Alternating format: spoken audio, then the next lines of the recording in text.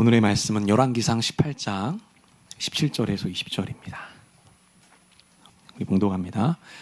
엘리야를 볼 때에 아합이 그에게 이르되 이스라엘을 괴롭게 하는 자여 너냐?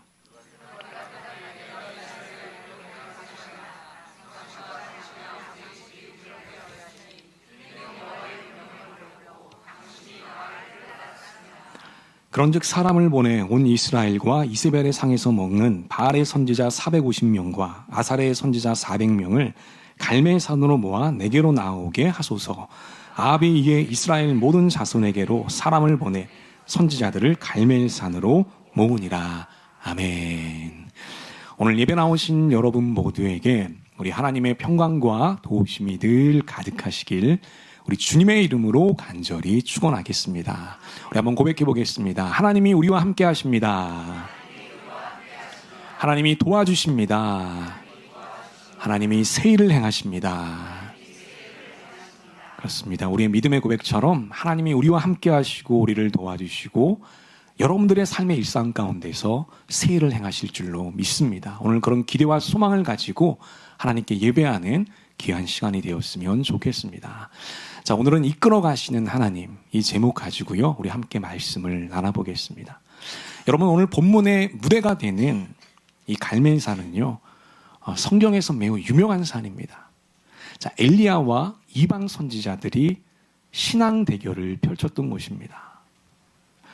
그래서 이 바알이 진짜 신이냐, 혹은 하나님이 진짜 신이냐, 누가 진짜 살아있는 신냐를 놓고 이제 대결을 펼쳤던 것이죠.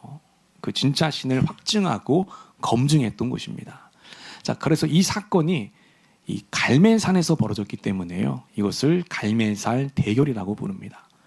여러분, 이 갈멜산 대결은요, 몇 가지 특별한 점이 있습니다. 자, 첫 번째는 이것입니다. 대결의 비율입니다.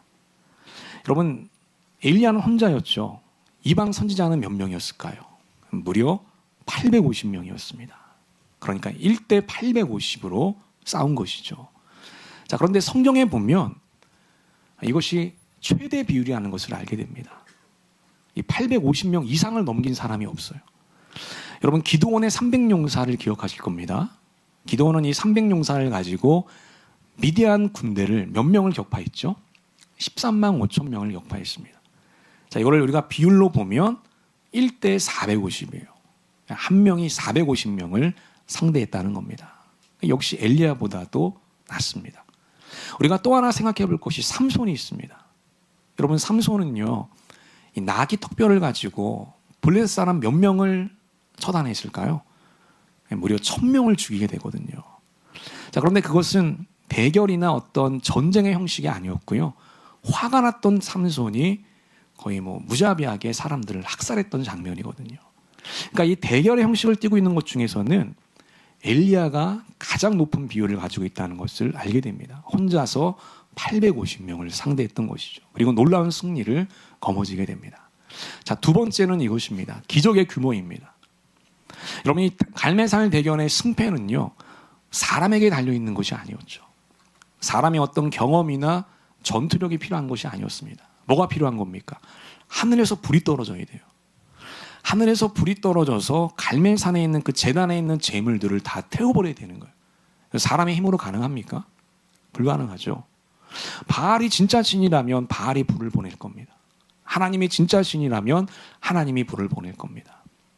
그러니까 여러분, 사람에게 속한 것이 아니라 진짜 신이 누구인지에 대해서 얘기하는 거라는 겁니다. 여러분, 근데 이 장면을 우리가 생각해 보면 엄청난 장면이죠. 하늘에서 불이 떨어지는 거잖아요. 그래서 이 땅에 있는 재물들을 다 없애버리는 거죠. 우리가 상생해 보면 만화와 같은 장면이라고 생각이 듭니다. 하늘에서 불이 떨어졌잖아요. 아마 거의 모든 사람들이 그 불을 목격했을 것입니다. 그 정도로 이 갈멜산 대교는요, 거대한 기적 사건이라는 것을 알게 됩니다. 자, 이 갈멜산에서 그런 기적이 벌어지게 됐는데, 자, 그러면 이 갈멜산은 어디에 있었을까요? 위치가 어디쯤 됐을까요? 자, 우리 지도 하나를 보겠습니다. 자, 갈멜산이 어디 있는지 보이시죠? 자, 우리가 갈릴리를 중심을 놓고 볼 때 이 갈멜산은요, 서쪽 끝에 있었다는 것을 알게 돼요. 그래서 지중해와 매우 인접해 있었습니다. 실제로 갈멜산 꼭대기에 가면은요, 지중해 바다가 아주 잘 보입니다. 여러분, 이 대결이 끝나고 엘리야가 대결에서 이겼죠. 어떤 일이 벌어졌을까요? 그 담비와 같은 큰 비가 내리게 되거든요. 근데 그 비가 어디서 왔냐면 저 지중해에서 왔다는 것을 알게 돼요. 재미있게도 성경이 그것을 기록해 놓고 있습니다. 우리 열왕기상 18장 44절 다 같이 한번 읽어볼게요. 우리 시작. 일곱 번째 이르러서는 그가 말하되 바다에서 사람의 손만한 작은 구름이 일어나나이다. 이르되 올라가 아합에게 말하기를 비에 막히지 아니하도록 마차를 갖추고 내려가소서 하라 하니라. 아멘. 여러분, 여기 보니까요 바다가 나오죠. 그리고 그 바다에서 작은 구름이 일어났다 이렇게 나옵니다. 여러분, 이 바다가 어떤 바다일까요? 이게 바로 지중해입니다. 저 작은 구름은 무엇이죠? 이게 바로 비구름이었던 거예요. 자, 하나님은 지중해에서 비구름과 먹구름을 일으키셔서 이스라엘의 그 긴 가뭄을 해소시켰던 것입니다. 자, 그러면 갈멜산이 어떻게 생겼을까? 자, 우리 한번 그 모습을 보겠습니다. 자, 이것이 바로 갈멜산의 모습입니다. 보니까 어떻습니까, 여러분? 우리가 생각했던 것보다 그렇게 큰 산이 아니라는 것을 알게 됩니다. 여러분, 갈멜산은요 높이가 한 540m 정도 됩니다. 여러분, 대전에서 가장 높은 산은 어디일까요? 식장산입니다. 식장산이라고 들어보셨죠? 그 식장산과 높이가 거의 비슷한 산입니다. 저 갈멜산 꼭대기 가면은 유명한 곳이 있어요. 전망대가 있고요. 또 하나 유명한 곳이 있는데 교회가 하나 있습니다. 그 교회가 바로 이 교회입니다. 엘리야 기념교회입니다. 갈멜산 대교를 기념하는 교회인 것이죠. 저도 이 교회를 방문한 적이 있어요. 제가 과거에 성지순례를 간 적이 있는데, 자, 이 교회를 방문해서 기도를 드린 적이 있습니다. 자, 1층에 가면 이 본당이 있거든요. 이 본당에 앉아서 간절하게 기도를 올려드렸습니다. 제 삶 가운데도 엘리야와 같은 능력을 주십시오. 엘리야에게 주셨던 그 은혜와 축복을 저에게도 동일하게 해주십시오. 그렇게 간절하게 기도했던 적이 있었습니다. 여러분이 엘리야 기념교회 옆에 보면은요 또 하나 아주 유명한 것이 있습니다. 그게 뭐냐면 엘리야 석상입니다. 자, 이것이 바로 엘리야 석상이죠. 어떤 모습일까요? 자, 이것이 엘리야 석상인데요. 지금 엘리야가 이방 선지자들을 처단하고 있는 모습이에요. 자, 대결에서 이긴 다음에 그 850명의 이방 선지자들을 기손 시내가에서 다 처형하게 됩니다. 그 승리의 모습을 새겨놓은 모습인 것이죠. 여러분, 이렇게 갈멜산 대교는요 지금도 많은 순례자들과 신앙인들에게 거룩한 도전과 영감을 주는 매우 중요한 사건으로 남아 있습니다. 자, 그래서 오늘은 이 갈멜산 대결과 관련해서요 몇 가지 중요한 포인트를 살펴보려고 합니다. 우리 함께 말씀을 나눌 때에 여러분 각자에게 주시는 하늘의 깨달음과 또 순종이 있게 되시기를 우리 주님의 이름으로 간절히 축복하겠습니다. 우리 먼저 첫 번째 포인트 한번 보겠습니다. 다 같이 한번 읽어볼게요. 우리 시작. 진실 속엔 힘이 있습니다. 그렇습니다, 여러분. 이 진실 속엔, 진리 속에는요 강력한 힘이 있다고 하는 것입니다. 여러분, 엘리야는 혼자서 850명과 싸웠죠. 우리가 숫자로만 보면요 도무지 감당이 안 되는 수치죠. 자, 그런데 놀랍게도 엘리야는요 한 번도 움츠러진 적이 없어요. 우리가 성경을 보면 대결하는 그 시간 내내 매우 당당한 모습으로 나아갑니다. 어떻게 그럴 수 있었을까요? 여러분, 그것은 바로 엘리야는요 자기가 진짜라는 걸 알고 있었기 때문이에요. 여러분, 성경에 보면 이 진짜의 강력함이 자주 나와요. 여러 번 나오는데 그중에 가장 대표적인 것이 바로 노아입니다. 여러분, 노아는 방주를 지었죠. 방주를 몇 년 동안 지었을까요? 우리가 합리적으로 계산해 보면 노아는 방주를 최소 80년 이상 지었습니다. 정확한 기간은 알지 못하지만 적어도 80년 이상은 지었다는 것을 알게 됩니다. 매우 긴 기간이죠. 여러분, 80년 동안 방주를 지으면서 얼마나 많은 사람들에게 조롱과 멸시를 받았을까요? 노아는 두 가지 이유 때문에 조롱을 받게 됩니다. 하나는 방주를 짓는 장소예요. 우리가 성경을 보게 되면 노아는요 이 방주를요 고지대에다가 지은 것처럼 나옵니다. 여러분, 사실 이 배는 어디다 지어야 되는 것이죠? 물 근처에 지어야 되는 것이거든요. 강이나 바다 근처에 배를 지어야 돼요. 그래야 사용하기가 편리합니다. 근데 노아는 고지대에다가 배를 지었어요. 여러분, 사람들이 그 모습을 보고 얼마나 비웃었을까요? 저 사람 도대체 뭐 하는 거냐? 온갖 멸시를 보냈을 겁니다. 또 하나는 배를 짓는 이유입니다. 노아는 홍수 심판을 얘기했거든요. 많은 사람들에게 전했습니다. 근데 사람들이 듣지를 않아요. 믿지를 않습니다. 오히려 시집가고 장가가면서 노아의 말을 조롱했다는 거예요. 여러분, 이처럼 노아는 한 명이었고요. 세상은 수백 명, 수천 명, 수십만 명이었어요. 그럼에도 불구하고 노아는요, 한 번도 움츠려들지 않고 방주 제작을 중단한 적이 없었다는 거예요. 어떻게 그럴 수 있었을까요? 어떻게 그 세상의 압도적인 분위기에 휩쓸리지 않고 자기의 길을 묵묵히 전진할 수 있었을까요? 여러분, 그 이유는 간단한 것이죠. 노아가 진짜를 알고 있었기 때문이라는 거예요. 뭘 알고 있어요? 진짜를 알고 있었기 때문이라는 거예요. 그래서 묵묵히 자기의 길을 전진해 나갈 수 있었던 것입니다. 여러분, 저는 이 진실의 힘을 묵상하면서요, 예전에 제가 책에서 봤던 한 사람이 떠올랐습니다. 자, 그 사람이 누구냐면 바로 이 사람입니다. 이그나츠 제멜바이스라는 사람이에요. 혹시 여러분 이 사람을 아시는지 모르겠습니다. 여러분, 이 제멜바이스는요, 19세기를 살았던 산부인과 의사입니다. 오스트리아 빈에서 활동했던 의사예요. 근데 여러분, 그 당시만 해도요, 세균이나 감염에 대한 이해가 전혀 없었어요. 그래서 오늘 우리의 관점으로 보면 매우 미숙한 의료 행태들이 만연해 있었습니다. 자, 그 중에서 가장 대표적인 것이 뭐가 있었냐면 의사들이 손을 씻지 않았다는 거예요. 참 놀라운 일이죠. 지금 믿기 힘든 일입니다. 더 놀라운 게 뭐냐면 의사들의 피 묻은 손, 의사들의 그 더러운 손, 여러 가지 작업들을 하잖아요. 환자들을 만지고 손이 더러워지게 됩니다. 근데 그 더러워진 손이, 그 피 묻어진 손이요, 의사의 권위를 나타내는 표식으로 여겨졌던 시대입니다. 게다가 세균에 대한 이해가 없었기 때문에 의사들은 잘 손을 씻지 않았다고 하는 거예요. 여러분, 그러다 보니까 어떤 일이 벌어졌냐면 이 제멜바이스가 산부인과 의사잖아요. 산모들이 아이들을 분만하고요, 너무나 많이 죽어갔다는 거예요. 아이를 분만하고 고온에 시달려서 죽어갔던 겁니다. 그것을 우리가 산용열이라고 부릅니다. 제멜바이스는 이상하게 생각이 드는 거예요. 왜 이렇게 산모들이 죽어가는 거지? 그러면서 관찰을 하고 가설을 세우게 됩니다. 제멜바이스가 주목했던 것이 있어요. 그게 뭐냐면 바로 의사의 손이었어요. 자기의 손에 주목을 합니다. 피 묻은 손, 그 더러운 손에 주목했던 것이죠. 자, 그러면서 분만실에 들어가는 의사들을 붙잡고 염소술을 통해서 손을 소독을 시켜요. 그리고 보내게 돼요. 자, 그리고 일정 시간이 지납니다. 놀라운 일이 벌어져요. 산모의 사망률이 1% 미만으로 떨어지게 됐던 것이죠. 여러분, 여기서 제멜바이스는 놀라운 발견을 하게 돼요. 정확하게 원인과 결과를 밝혀내지 못했어요. 그러나 의사의 더러운 손과 그 피 묻은 손과 사망률 사이의 그 상관관계는 발견을 하게 된 거예요. 놀라운 발견이죠. 자, 그래서 이것을 의학계에 알리게 됩니다. 의료계에 알리게 돼요. 그럼 어떤 일이 벌어졌을까요? 그 결과가 어떻게 됐을까요? 이런 결과를 얻게 돼요. 여러분, 대대적인 반발과 조롱을 받게 됐다는 거예요. 사실 지금으로 보면 믿기 힘든 일이죠. 손을 씻어야 된다. 그래야 산모들의 사망률이 줄어든다. 자기가 여러 가지 그 임상 실험을 통해서 발견을 했다라고 얘기를 했는데요. 돌아오는 것은 반발과 조롱이었다는 거예요.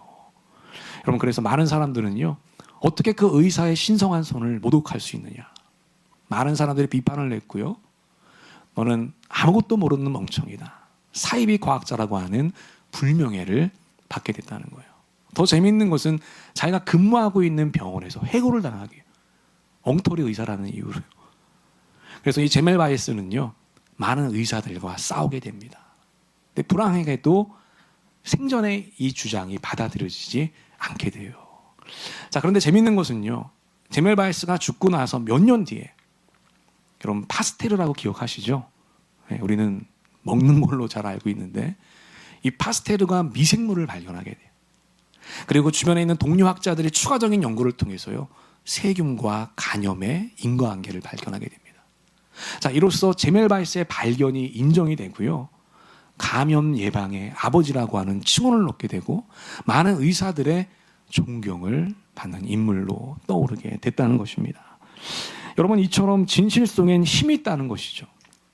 시간이 지나도요, 이 진실은 반드시 드러나게 되어 있습니다. 그리고 승리하게 되는 것이죠. 그래서 엘리야가 이겼던 것이고요, 노아가 인내할 수 있었던 것입니다. 여러분, 이것은 오늘 우리도 마찬가지입니다. 세상은 복음을 비웃죠. 하나님을 조롱합니다. 때때로 우리가 하나님을 믿는 것 비지성인처럼 여기기도 합니다. 하지만 여러분, 우리가 기억해야 될 것이 있습니다. 하나님만이 진짜라고 하는 거예요. 예수님만이 진짜라고 하는 것입니다. 하나님의 말씀만이 진리라고 하는 것이에요. 여러분, 그래서 세상에 압도적으로 많은 사람들이 하나님을 비웃고 복음을 조롱해도요, 우리가 평안할 수 있는 것은 여러분, 가짜의 능력이 없다는 것이죠. 아무리 압도적인 숫자라고 해도요, 가짜의 능력이 없어요. 능력은 진짜에만 있는 것입니다. 저는 우리 모든 전민의 성도들이요, 이 진짜를 붙잡고 살아가게 되시기를 우리 주님의 이름으로 간절히 축원하겠습니다. 하나님을 붙잡으십시오. 하나님의 말씀을 붙잡으십시오. 예수님의 복음과 예수님의 십자가를 붙잡으십시오. 여러분, 그것이 진짜입니다. 그 진짜에서 능력이 나타나는 것입니다. 저와 여러분 삶 가운데 그 진짜의 능력이 나타나고 그 능력을 누릴 수 있게 되시기를 우리 주님의 이름으로 간절히 축원하겠습니다. 이제 두 번째 포인트 한번 보겠습니다. 다 같이 한번 읽어볼게요. 우리 시작. 하나님은 다양한 방법으로 우리의 믿음을 훈련시키십니다. 여러분, 그렇습니다. 하나님은요, 우리가 전혀 예상하지 못한 방법으로 우리의 믿음을 훈련시키신다는 거예요. 여러분, 엘리야는 혼자였습니다. 그러나 혼자서 850명을 상대했죠. 그렇게 될 수 있었던 이유는 진짜를 알고 있었기 때문입니다. 자, 이 말을 다른 말로 표현하면요, 하나님에 대한 확고한 믿음이 있었다는 거예요. 엘리야는 도대체 그런 믿음을 어떻게 가질 수 있었을까요? 자, 하나님의 훈련이 있었기 때문입니다. 자, 우리 열왕기상 17장 우리 2절에서 4절 다 같이 한번 읽어볼게요. 우리 시작. 여호와의 말씀이 엘리야에게 임하여 이르시되 너는 여기서 떠나 동쪽으로 가서 요단 앞 그리 시냇가에 숨고 그 시냇물을 마시라. 내가 까마귀들에게 명령하여 거기서 너를 먹이게 하리라. 아멘. 그럼 여기 보면 하나님이 엘리야에게 숨을 장소를 얘기해 줍니다. 거기가 어딥니까? 그리 시냇가입니다. 왜 숨으라고 명령했을까요? 바로 아합 왕 때문이었습니다. 아합과 이세벨은 하나님을 버리고 바알을 섬겼거든요. 그러다 보니 하나님 편에 있었던 이 엘리야가 싫었던 것이죠. 언제든지 기회만 되면 제거하려고 했던 것입니다. 그래서 하나님이 숨겨줬던 거예요. 근데 여러분, 이 숨긴 기간이요, 동시에 엘리야의 믿음을 훈련시키는 기간이었다는 거예요. 하나님은 그리 시냇가에서 엘리야의 믿음을 훈련시킵니다. 두 가지 믿음을 훈련시키는데요, 그 첫 번째는 이것입니다. 오로지 하나님만을 의지하는 훈련이었다는 거예요. 무슨 훈련이요? 오로지 하나님만을 의지할 수 있는 이 믿음의 훈련을 시켰다는 거예요. 여러분, 그 당시 엘리야는요, 완전히 고립된 상태였어요. 왕도 적이었고요, 백성들도 적이었습니다. 엘리야를 도와줄 사람이 한 명도 없었어요. 그래서 하나님이 보내주시는 그 까마귀 외에는요, 먹을 양식이 없었어요. 생존의 방법이 없었습니다. 다른 선택지가 없었던 것이죠. 바로 이런 상황이 온전히 하나님만을 바라보는 훈련이 되었던 것입니다. 여러분, 때때로 우리 하나님은요, 우리를 사면초가로 인도하실 때가 있어요. 우리가 할 수 있는 것이 아무것도 없을 상황이 있을 때가 있습니다. 여러분, 저에게도 그런 상황이 있었던 적이 있습니다. 지금으로부터 약 20몇 년 전이네요. 여러분, 제가 군 복무를 잘 마치고 이제 제대를 했습니다. 집으로 돌아갔는데요, 돌아갈 집이 없더라고요. 집이 없어졌어요. 어떻게 된 거냐면, 그 당시 우리 아버지가 사업을 했는데 그 사업이 잘못돼서 집이 넘어가 버린 것이죠. 그래서 이제 친척집에 들어가서 살아야 되는데 친척집에 가기가 싫더라고요. 그래서 저는 친구의 기숙사에서 한 달 정도를 보내게 됐습니다. 근데 기숙사에 들어가 있는데 정말로 제가 할 수 있는 게 아무것도 없었어요. 가만히 생각해 보니까요, 할 수 있는 게 한 가지 있었습니다. 그게 뭐냐면 하나님께 기도하는 것이었어요. 여러분, 신학교는 새벽 기도회가 있습니다. 그래서 학생들이 새벽에 예배를 드리고 공부를 시작해요. 그 새벽에 나가서 기도를 했습니다. 점심 때도 나가서 기도를 했습니다. 그리고 저녁 때도 나가서 기도를 했어요. 누구처럼? 다니엘처럼. 다니엘처럼 하루 3번의 시간을 정해서 얼마나 간절하게 기도했는지 모릅니다. 근데 하나님께서요, 그 기도에 응답해 주셨어요. 놀라운 역사를 베풀어 주셨습니다. 묶여있던 그 아버지의 삶 문제가 풀어지게 됐고 전혀 예상하지 못했던 새로운 문을 열어주게 됐어요. 그래서 우리 가족들은 다시 한 집에 모일 수가 있게 됐습니다. 그때 얼마나 눈물로써 하나님께 감사의 예배를 드렸는지 모릅니다. 여러분, 저는 우리 모든 전민의 성도들이요, 이 사면 초과의 상황에서 하나님만을 바라보게 되기를 주님의 이름으로 간절히 축원하겠습니다. 여러분, 우리가 아무것도 할 수 없는 상황, 그 상황은요 진짜로 우리가 아무것도 할 수 없는 상황이 아니에요. 하나님께 기도할 수 있는 상황입니다. 그 상황은 우리가 하나님께 집중하는 시간입니다. 아니, 우리에 있는 모든 믿음을요 하나님께 올인하는 시간이에요. 그래서 여러분, 영끌이라는 단어 아시죠? 영끌. 영끌이라는 단어가 주로 어디에부터 나오죠? 대출과 붙어서 많이 나옵니다. 영끌을 다해서 대출을 했다. 여러분, 영끌은요 우리의 믿음에도 적용시킬 수 있는 단어예요. 우리의 영혼을 다 끌어올려 가지고요 우리의 모든 믿음을 다 하나님께 올인해야 한다는 거예요. 예? 아까 찬양도 나왔잖아요. 여러분, 하나님 말씀에 운명을 거는 자, 우리의 믿음을 가지고요 우리의 생명을 거는 거죠. 이런 올인의 시간이 필요한 거예요. 그게 바로 사면 초과의 시간인 것입니다. 저는 우리 모든 전민의 성도들이 그런 온전한 믿음을 통해서, 올인하는 믿음을 통해서 하나님의 역사와 은혜를 경험하게 되시기를 우리 주님의 이름으로 간절히 축원하겠습니다. 여러분, 기도하십시오. 하나님을 바라보십시오. 말씀을 붙잡으십시오. 하나님의 은혜가 여러분들을 통해서 놀랍도록 펼쳐지게 될 것입니다. 그런 은혜를 누리시게 되기를 주님의 이름으로 간절히 축원하겠습니다. 여러분, 엘리야가 두 번째 받았던 훈련 이것입니다. 자, 인간의 틀을 깨는 하나님의 역사를 배우게 됩니다. 이것을 그리시네가에서 배우게 됐던 것이죠. 여러분, 엘리야에게 양식을 가져다던 새가 있었죠. 그 새가 뭐라고 나오죠? 까마귀입니다. 근데 여러분, 사실 이 까마귀는요 이스라엘 백성들에게 매우 더러운 동물이에요. 왜냐하면 레위기 11장에 보면 부정한 동물로 나오기 때문이죠. 이스라엘 백성들은요 부정한 동물을 가까이 하지도 않았고요 먹지도 않았습니다. 부정한 동물을 만지면 자기도 부정해지기 때문이었죠. 자, 그런데 놀랍게도요 그 거룩한 선지자에게 날마다 양식을 가져다 주는 새가 부정한 새였다는 거예요. 여러분, 이 경험은 엘리야에게 매우 낯설고 불편한 일이었을 겁니다. 아니, 어쩌면 거룩한 선지자의 자존심을 건드는 일이었을 수도 있습니다. 하지만 엘리야는 그 까마귀를 통해서 훈련을 받게 되죠. 그리고 이 사실을 깨닫게 됩니다. 바로 이것입니다. 다 같이 읽어볼까요? 우리 시작. 하나님이 하시는 일엔 제한이 없다는 것입니다. 예. 이 사실을 깨닫게 돼요. 여러분, 우리 하나님은요 제한이 없으신 분이에요. 우리가 멸시하고 우리가 무시하고 우리가 하찮게 여기는 것들을 통해서도 하나님은 놀라운 역사를 일으키실 수 있는 분이십니다. 왜 그럴까요? 온 우주 만물이 다 하나님의 것이기 때문이죠. 하나님의 것을 가지고 하나님의 마음대로 운행하실 수 있는 거예요. 문제는 뭡니까? 우리의 마음을 열어야 되는 거예요.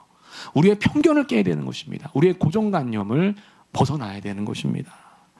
우리가 그렇게 될 때 하나님의 놀라운 역사를 경험할 수가 있게 되는 것입니다. 저는 우리 모든 전민의 성도들이요 하나님을 향해서 더 마음을 열 수 있게 되시기를 주님의 이름으로 간절히 축원하겠습니다. 그때 우리는 하나님의 새로운 방법, 새로운 은혜를 경험하게 되는 거예요.